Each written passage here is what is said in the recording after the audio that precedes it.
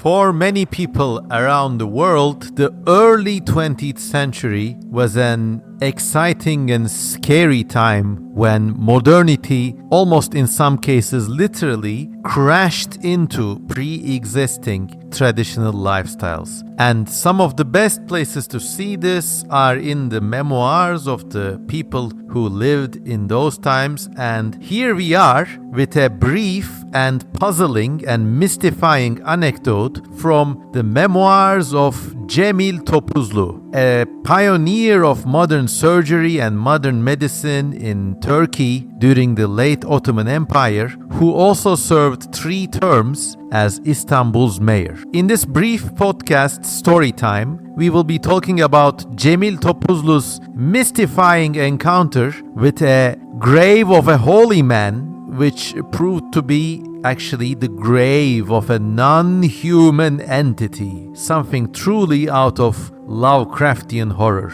So, before we go, I'm once again gonna remind you to donate to me on Patreon or maybe buy me a coffee or visit my merch store.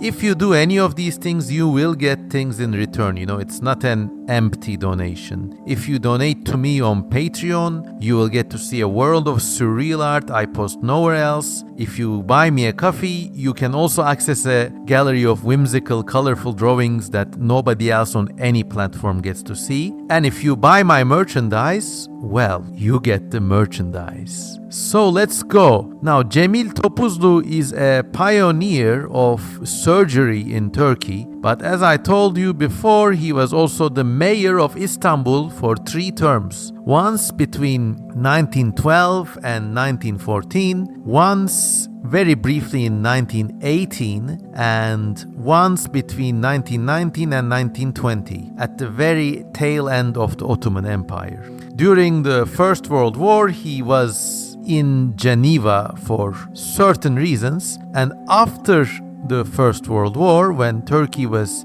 defeated by the Allies, he was notoriously and unfortunately a member of the pro-British Mandate Association. But these are not our main points, neither is Cemil Topuzlu's illustrious medical career. Rather still, this little particular incident comes from his tenure as mayor in 1912 or 1913. Cemil Topuzlu was thoroughly dedicated to modernity. When he looked at Istanbul's tangle of old narrow streets, unsanitary health conditions, lack of sewage treatment, and other quote-unquote oriental details, he only saw problems that needed to be fixed, and heavy-handedly, if it came to that. This is a prevailing attitude in many modern people in this part of the world. And, judging from their experience at that time, perhaps not entirely baseless. I mean, it was true even until that late. There were outbreaks of typhus and cholera, and in certain neighborhoods of Istanbul, there was no sewage system, no running water.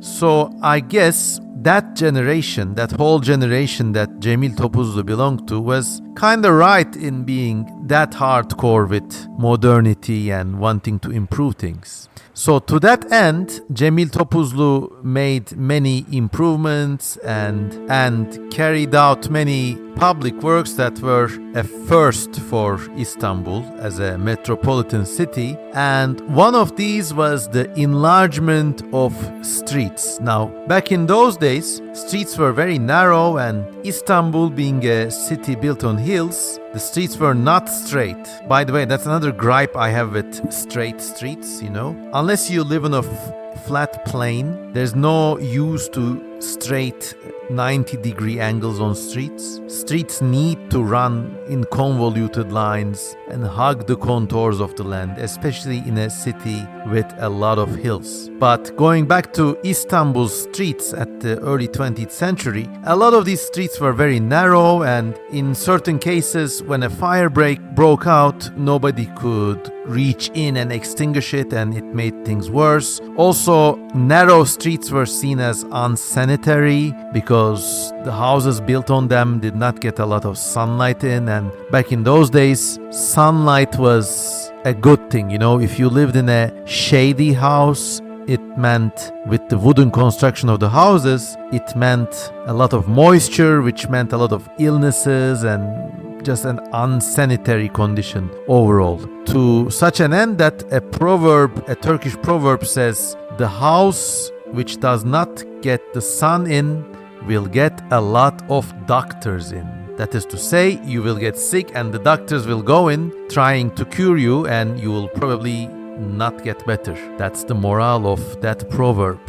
Anyway, so Cemil Topuzlu, already a trained doctor himself, he was also trained as a military doctor, by the way, and that meant he really believed in discipline and getting things done. So being trained that way, he attacked the task of enlarging the streets with a passion, as almost a zealous passion for modernity. Using his powers as mayor, he expropriates houses and other properties and demolishes them, opening up main avenues and main streets through which a modern fire service and modern traffic can venture deeper into the quote-unquote sordid parts of the city. In some ways, this is comparable to a similar thing which happened in Paris a few decades earlier. But during his work, Cemil Topuzlu hits upon one tough nut.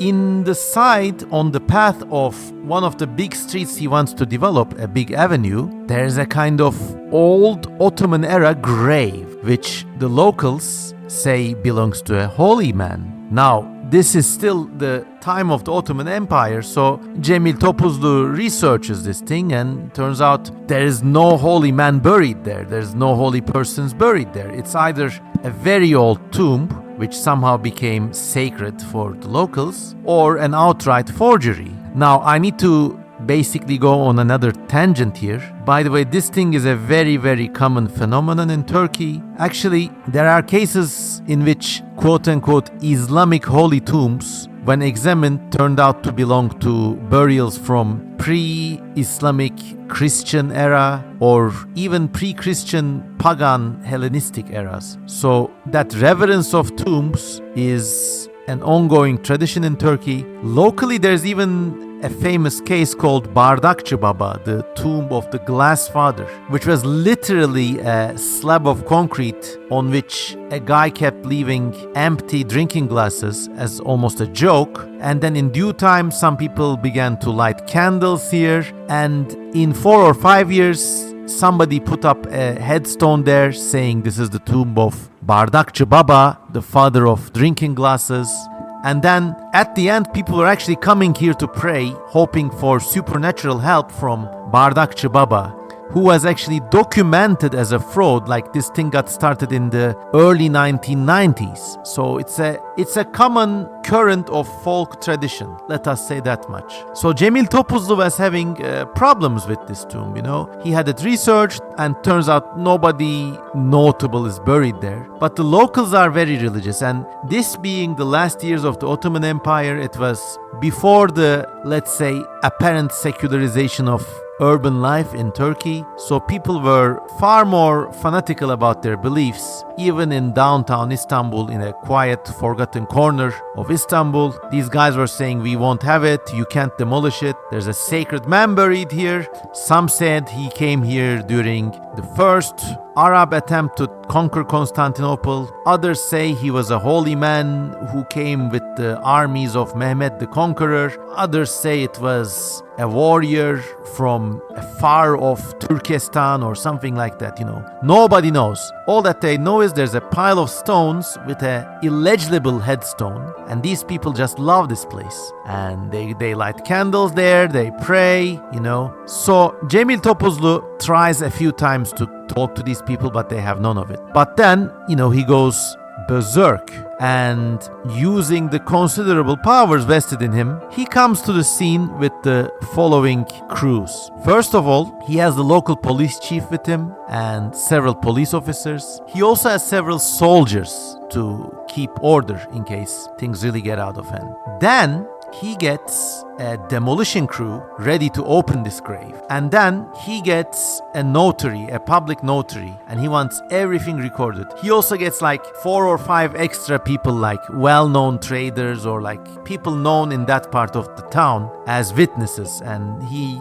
asks or forces them to undersign. He keeps a record of the proceedings. So he goes there, and like he goes there with all these policemen, soldiers, and everybody, and people are like, oh, you're trying to come destroy our sacred site again, blah blah blah. And he talks to them saying, I want to talk to the imam of the mosque, local imam of the mosque. And so the angry rebel brings forth the imam. This being a like sordid part of Istanbul, the mosque is a dilapidated small mosque, and the imam himself is like of a little fanatical bent, you know. And Cemil Topuzlu asks him, you know, who lies buried here? And the imam is a bit dumbfounded. He says, I cannot name him, but we know he's a sacred person. So Cemil Topuzlu says, if you don't know who he is, how can you be sure if he's a sacred person? Now, of course, he's using logic. He's using 2005 internet atheist arguments on a religious and quite uneducated person. It's a bit of punching down, I guess, but whatever. So obviously the imam can't answer. So Cemil Topuzlu now says, look, I have all these soldiers here, all these policemen, I have the witnesses, I have the public notary here taking notes. This is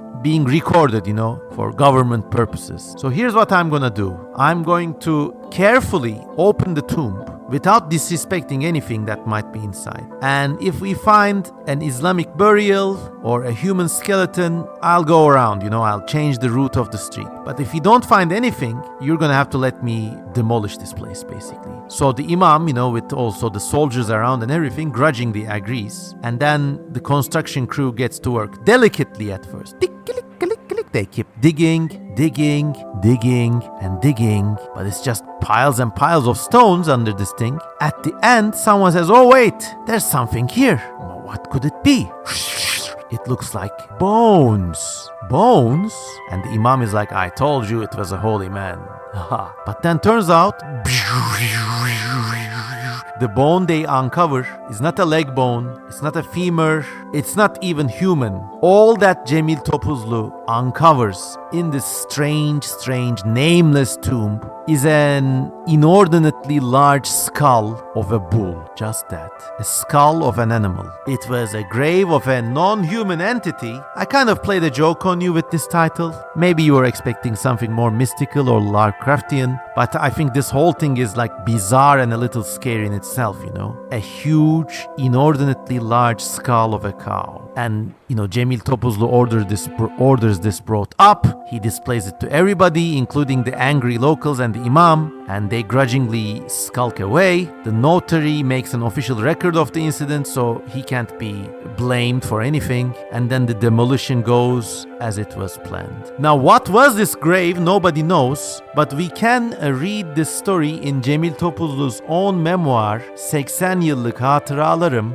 My Memoirs of 80 Years. Unfortunately, published in 1951, not only is this book kind of hard to access, it's also only published in Turkish, but if you can read in Turkish, I really recommend it, so a link to purchase it is in the video description and in the pinned comment, but just a wonderful and mystifying thing. Now, this kind of modernizing zeal at Cemil Topuzlu's time was not unwarranted, but looking back at it, it also stripped Istanbul away from a lot of beautiful cultural values which may have been better protected. I'm not gonna go into that whole debate now, but suffice it to say this was his story and the non-human grave which almost confounded this modernizing mayor. What do you think this thing was? I think it's clear to me that there's a continuity of tradition in Turkey and in Istanbul, and basically from pagan times to Christianity, from Christianity to the Ottoman conquest, the Muslim centuries and beyond, I think there is a direct historical continuity in Turkey and Istanbul and all other cities in Turkey. So this grave may even have belonged to a pre-Christian, maybe pagan burial. Who knows?